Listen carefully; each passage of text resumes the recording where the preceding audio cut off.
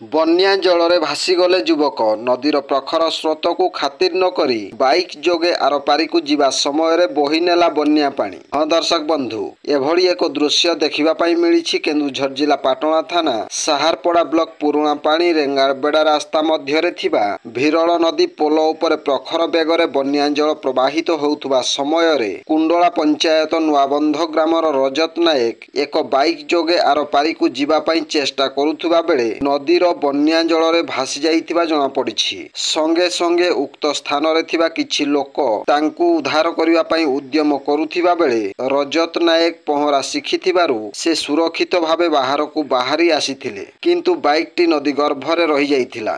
ଖବର ପାଇ ପାଟଣା ଅଗ୍ନିଶମ ବାହିନୀର ହାବିଲଦାର ବିଜୟ କୁମାର ନାୟକ ଓ ତାଙ୍କ ଦଳ ଘଟଣାସ୍ଥଳରେ ପହଞ୍ଚିବା ପୂର୍ବରୁ ଯୁବକ ଜଣଙ୍କ ସୁରକ୍ଷିତ ଉଦ୍ଧାର ହୋଇଥିବା ଦେଖିଥିଲେ। ପରବର୍ତ୍ତୀ ସମୟରେ ଟ୍ରାକ୍ଟର ସାହାଯ୍ୟରେ ଦୌଡ଼ି ଲଗାଇ ବାଇକ୍ଟିକୁ ଉଦ୍ଧାର କରିଥିବା ଜଣାପଡ଼ିଛି। Bureau report, Janajagarana Odia. Video ଗୁଡ଼ିକ ଆପଣମାନଙ୍କୁ ଭଲ ଲାଗୁଥିଲେ ଆମ ଚ୍ୟାନେଲକୁ ସବସ୍କ୍ରାଇବ୍ କରିବା ସହ ଲାଇକ୍ ସେୟାର କରିବାକୁ ଭୁଲନ୍ତୁ ନାହିଁ।